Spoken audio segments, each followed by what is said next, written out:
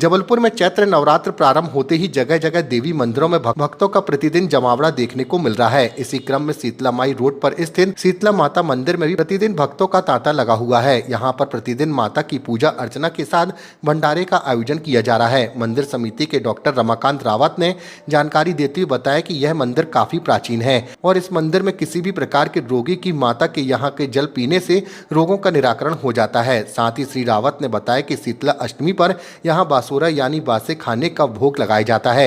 यह भी एक पुरानी और प्राचीन परंपरा है जो बरसों से चली आ रही है। शीतला माई मंदिर गौड़वाने के जमाने का है। लगभग लोग कहते हैं कि 200 साल पुराना करीब है ये मंदिर है। यहाँ पर जब यहाँ पर कुछ नहीं हुआ करता था, यहाँ पर जंगल था और दूर दराज से लोग आते थे। यहाँ पर एक नीम का पौधा था, पेड़ था बहुत बड़ा, उसके नीचे माता की छोटी सी एक मढ़िया थी और धीरे धीरे इसको प्रसिद्धि प्राप्त हुई। कहते हैं कि माता दुर्गा का ये स्वरूप है।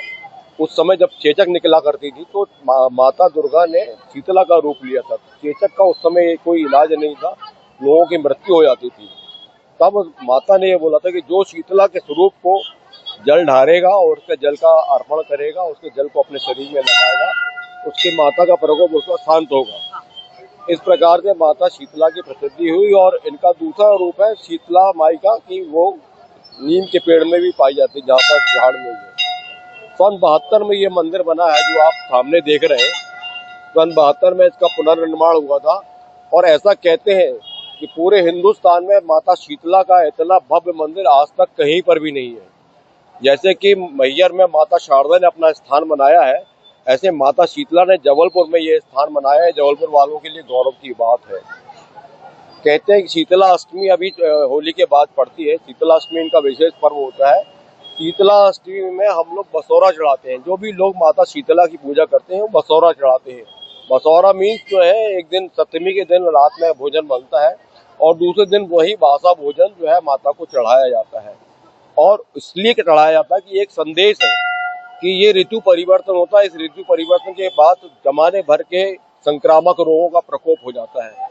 उसको शांत करने के लिए संदेश है कि आज के बाद से गर्मी के दिनों में बासी भोजन का कोई भी उपयोग ना करे। और इनके हाथ में झाड़ू है इसलिए कि साफ सफाई रखी जाए। इसी समय चेचक निकलती है और इसी समय अन्य संक्रामक रोगों का प्रकोप होता है। उनकी शांति के लिए माता शीतला की जो भी पूजा करता है निश्चित रूप से उसको आराम मिलता है।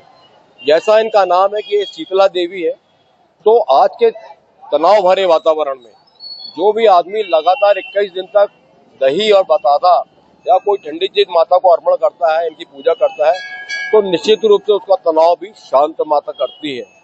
बहुत दूर दूर से यहाँ पर लोग आते हैं। 9 दिन तक यहाँ पर आप देख रहे हैं श्रद्धालुओं की बहुत भीड़ रहती है और लोग अपनी अपनी मनोकामनाएं लेके आते हैं और उनकी मनोकामनाएं यहाँ पर पूर्ण होती है, माता पूर्ण करती है।